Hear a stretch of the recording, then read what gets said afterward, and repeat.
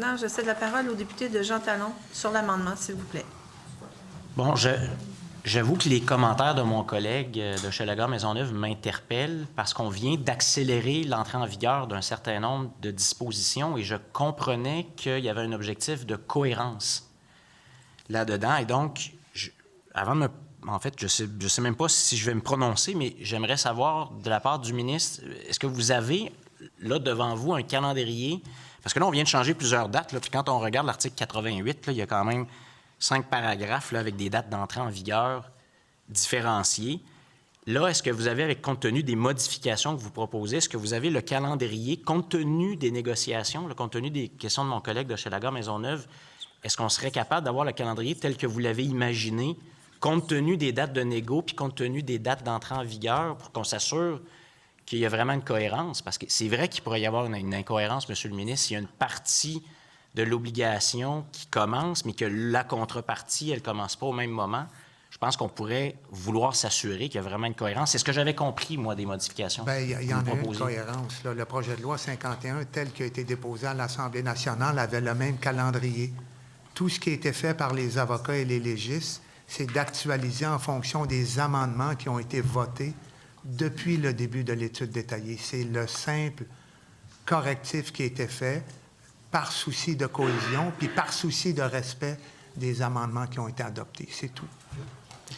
Mais là, est-ce que vous l'avez devant vous, là, le calendrier, avec ce qui est entendu des négociations, puis voici ce qui va se passer sur le terrain, voici ce qui se passe, à quel moment ça se passe dans la réalité, tel que prévu, puis voici maintenant ce qu'on fait entrer en vigueur à quel moment? Bien, écoutez, je peux vous le lire, là, je l'ai lu tout à l'heure, là, mais oui, je l'ai, là, mais... Bon, les dispositions concernant, l'accès, tout ce qui concerne l'accès plus facile au marché du travail dans l'industrie de la construction, les assouplissements aux règles de mobilité interrégionale, celles qui permettront à des organisations de pouvoir obtenir un permis de service de référence de main-d'œuvre, ça entre en vigueur le 30 novembre 2024. Les dispositions concernant l'interdiction de convenir dans les conventions collectives des clauses qui limitent la mobilité d'un travailleur préférentiel ou qui restreignent la liberté d'un employeur d'embaucher ses travailleurs préférentiels, ça va entrer en vigueur le 1er mai 2025. Toutes les dispositions, parce qu'il y en a beaucoup, qui concernent le réaménagement des diverses étapes du régime de négociation, et on a eu, comme vous savez, une vingtaine d'articles. Ça entre en vigueur le 1er septembre 2025. Tout ça était dans le PL original. Puis les dispositions qui nécessitent la mise en place d'un nouveau système informatique, ça va entrer en vigueur à la date ou aux dates déterminées par décret du gouvernement. Ça, c'est les entrées en vigueur, mais est-ce que vous avez genre une ligne en dessous qui indique, dans la réalité de ce qui est attendu, des prochaines étapes des négociations dans le secteur de la construction? Voici, ça arrive l'entrée en vigueur de ces dispositions-là arrive là. Là, dans la vraie vie, il se passe ça, puis ensuite, pour qu'on voit qu'il y a une cohérence, parce que là, on a quand même amené oui, des... je l'ai tout je l'ai tout...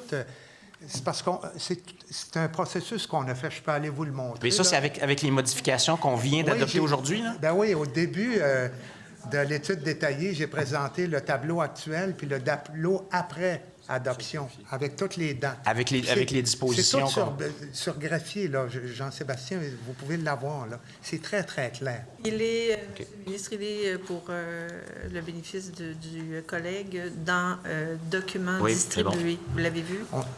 C'est une bonne question. Tu vas voir, c'est très clair. OK.